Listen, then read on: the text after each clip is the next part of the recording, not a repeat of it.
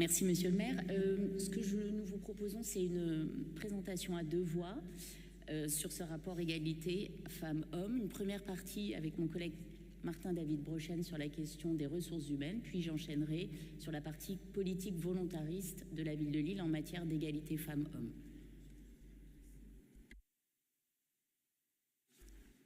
Merci, bonsoir à toutes et tous.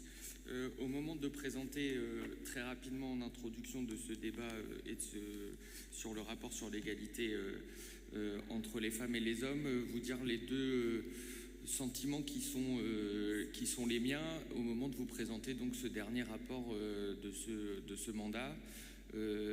D'abord un sentiment de fierté pour les actions que nous avons accomplies et surtout les résultats que nous avons obtenus sur cette thématique que je vais avoir l'occasion de détailler, en tout cas d'en présenter quelques caractéristiques importantes tout de suite, et en même temps vous dire la conviction et que tout n'est pas encore évidemment dans ces questions-là, rien n'est jamais définitivement acquis et que nous devons collectivement avoir un esprit de persévérance parce qu'il y a encore beaucoup à faire et que nous en sommes conscients.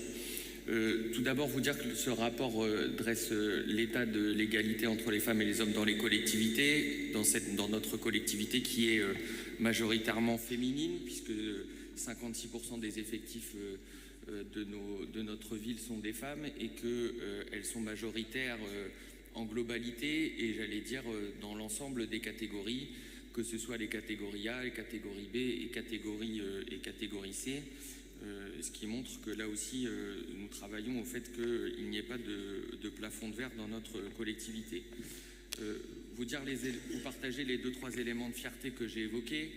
Le premier, c'est vous dire que les rémunérations des femmes, d'abord vous dire que les rémunérations des agents ont augmenté durant ce mandat, que c'est le fruit de choix politiques forts, pour une part avec évidemment une dimension nationale, celle des conséquences de la hausse du point d'indice que nous revendiquions depuis des années et que nous continuons à revendiquer, mais aussi les conséquences de choix politiques locaux, l'augmentation des bas salaires, l'alignement des rémunérations des contractuels sur les titulaires, les mécanismes de déprécarisation, les fortes vagues de déprécarisation, notamment dans le secteur de la petite enfance ou de l'éducation que nous avons menée et qui amènent à faire en sorte que la rémunération des agents féminines ont plus augmenté que les rémunérations de leurs homologues masculins, puisque s'il a augmenté de 350 € en moyenne pour les hommes, il a augmenté de 438 €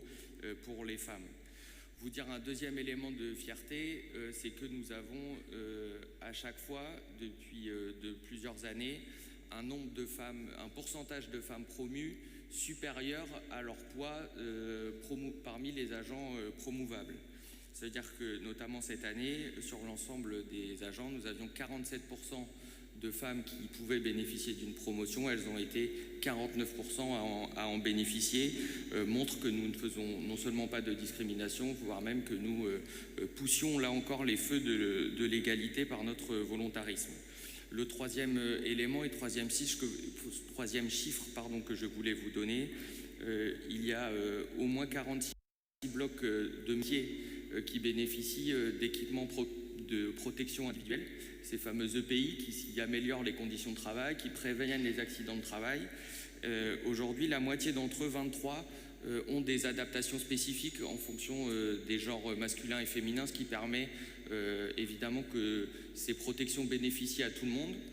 C'est bien normal, mais ça fait partie aussi de notre stratégie pour faire en sorte que les métiers soient accessibles aux unes et aux autres. Et vous dire que toutes ces actions volontaires aboutissent à une grande amélioration de notre note sur l'index d'égalité professionnelle femmes-hommes que nous avons publié sur notre site en septembre 2025, puisque nous obtenons pour la collectivité une note de 96 sur 100 et que nous obtenons 46 points sur 50 sur l'écart global de rémunération, je vais y revenir, que nous obtenons la note de 15 sur 15 pour l'écart global de rémunération entre les femmes et les hommes pour les agents contractuels sur emploi permanent, que l'écart sur les taux de promotion entre les femmes et les hommes, j'en parlais, nous obtenons la note de 25 sur 25, et que sur le nombre d'agents publics de sexe représentés parmi les 10 agents ayant perçu les plus hautes rémunérations, ça veut dire l'égalité dans les plus hautes rémunérations de notre collectivité, nous obtenons la note de 10 sur 10 pour un score total de 96 sur 100.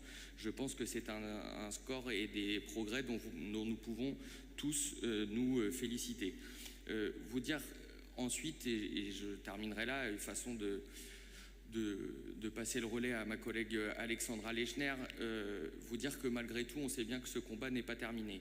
Il n'est pas terminé, nous avons encore beaucoup à faire. Je vais donner 2 champs d'action qui sont pour nous prioritaires. La première, c'est qu'on doit continuer à travailler sur la question des rémunérations, parce que nous ne sommes pas encore tout à fait à l'égalité réelle. Nous ne le sommes pas pour 2 facteurs identifiés, ce qui va nous permettre de travailler. D'abord, c'est la répartition des heures supplémentaires, qui n'est pas égalitaire, parce qu'elle concerne un certain type de métiers qui sont dans les filières genrées, je vais y revenir, mais c'est un sujet que nous devons adresser et ouvrir concrètement. Et le deuxième élément qui fait la différence sur les éléments de rémunération, vous le connaissez, c'est le cas ici, c'est le cas ailleurs, c'est le cas dans l'ensemble de la société, c'est les répartitions de temps partiel, sur lesquels là encore nous avons à faire, notamment dans les aménagements du temps de travail. C'est des sujets que nous souhaitons ouvrir et que nous avons déjà commencé à adresser.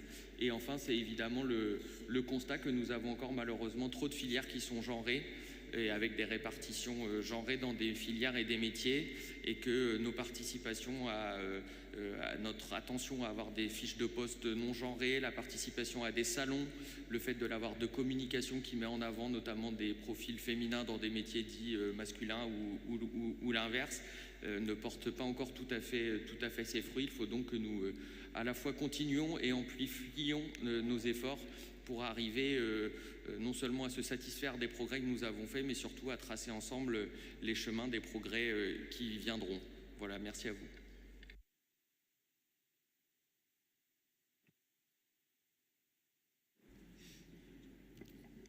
Alors, je prends effectivement la suite de mon collègue sur la politique volontariste en matière d'égalité femmes-hommes. Nous sommes à quelques jours du 25 novembre, journée internationale pour l'élimination de la violence à l'égard des femmes. Et je suis fière de vous présenter les actions menées en 2025 pour favoriser cette égalité et la lutte contre les violences faites aux femmes. Juste pour commencer, vous trouverez, chers collègues, un ruban blanc devant vous, symbole de la lutte contre les violences faites aux femmes. Je vous propose de le porter ce soir lors du conseil municipal, puis pendant toutes les manifestations auxquelles vous participerez par la suite. Engagés, nous le sommes, puisque depuis le début du mois et jusqu'au 5 décembre, une programmation d'événements co-construite avec les associations et les partenaires du territoire permet au grand public, aux professionnels, aux scolaires de s'informer, de sensibiliser et de se mobiliser. Au programme, expositions, conférences, rencontres littéraires, projections débats, etc. Pour accompagner la diffusion de cette programmation d'événements, nous avons lancé une campagne de communication intitulée « Monstre », avec un slogan fort, ce n'est pas une fiction. La campagne rappelle que les violences conjugales ne relèvent pas de l'imaginaire, mais bien d'une réalité dramatique encore trop présente dans notre société. Au-delà de la communication, je vous donne d'ailleurs rendez-vous ce soir, comme le disait Monsieur le maire, c'est la 7e édition de la course nocturne Stop aux violences et pas moins de 9000 personnes y seront attendues. Et je sais que, comme chaque année, nous serons nombreuses et nombreux à vos côtés, Monsieur le maire, pour cette course et aux côtés de Karine Boucher, la marraine. En effet, au-delà de ça, l'égalité femmes-hommes se travaille hors les murs et chaque jour. Nous avons adopté en 2017 un plan égalité femmes-hommes que nous faisons vivre avec les acteurs et actrices du territoire. Ce plan a été actualisé récemment avec l'adoption au dernier conseil municipal d'un avenant. L'engagement se poursuit donc avec 4 priorités déclinées en actions. Agir pour l'égalité, agir contre les violences faites aux femmes, favoriser l'accès à la santé des femmes et valoriser la place des femmes. Nous avons à Lille la chance de pouvoir compter sur un réseau de partenaires et un tissu associatif engagé et d'une grande richesse. Un de nos premiers objectifs est de sensibiliser et d'informer sur le droit des femmes. Ça passe par le soutien au fonctionnement de certaines structures, telles que le planning familial ou la maison des femmes, les actions qu'elles mettent en place, mais également par une programmation autour du 8 mars, Journée internationale des droits des femmes, et le but est de toucher un public toujours plus large. Comme chaque année, la ville de Lille a coordonné une programmation associative avec une trentaine d'événements, ainsi qu'une après-midi festive et culturelle au Palais des Beaux-Arts. Par ailleurs, pour permettre une meilleure connaissance des associations agissant en faveur d'égalité femmes-hommes, nous faisons le relais d'information.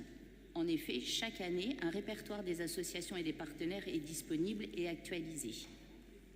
Par ailleurs, afin d'intégrer cette approche égalitaire dans l'ensemble des politiques publiques, nous avons initié depuis quelques mois une démarche de budgétisation sensible au genre. Elle sera déployée dans un premier temps au sein des directions pilotes, à savoir le service des sports, la culture, la sécurité et la prévention de la délinquance et les relations internationales.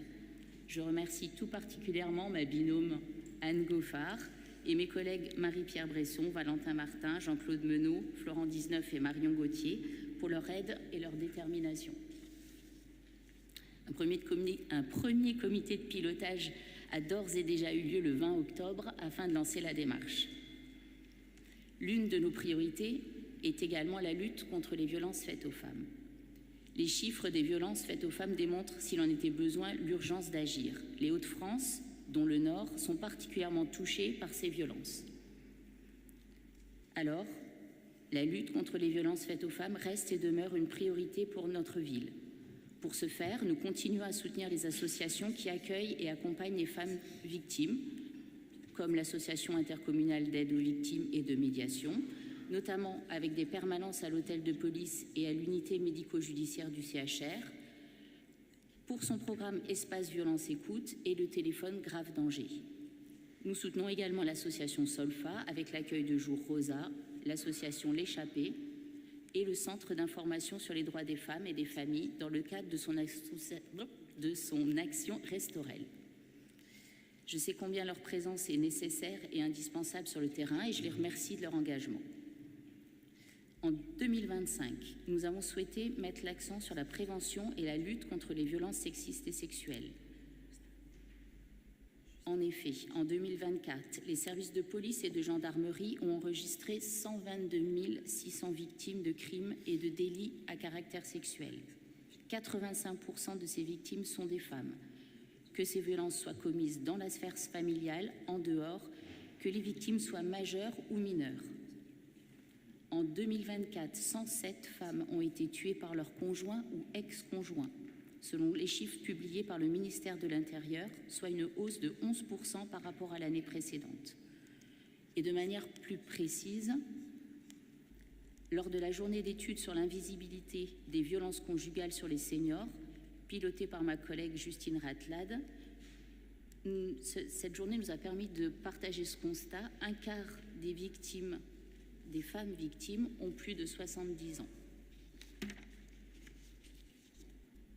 Outre ces actions, nous avons poursuivi en 2025 le déploiement du dispositif demandé à Angela, dont l'objectif est de prévenir et de lutter contre le harcèlement de rue.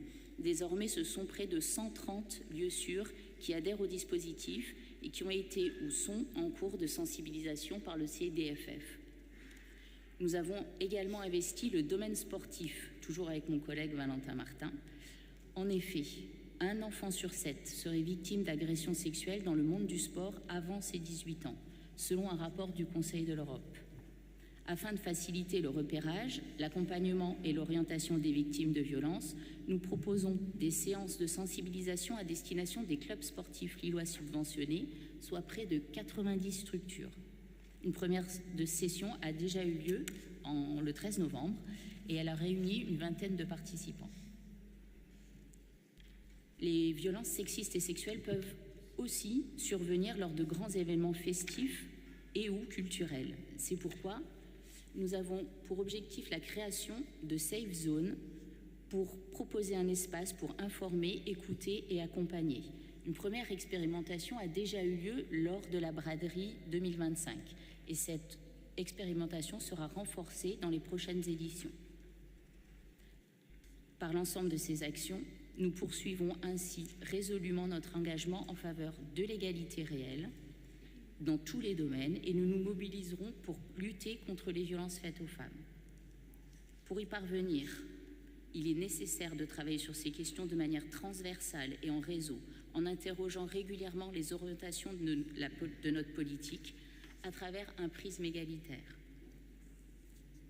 Pour conclure, ce moment est pour moi l'occasion de remercier tous mes collègues de l'équipe municipale et vous, Monsieur le maire, pour votre soutien constant. Je veux également saluer l'engagement des services municipaux, au premier rang desquels l'équipe de la délégation Égalité Femmes-Hommes. Je vous remercie.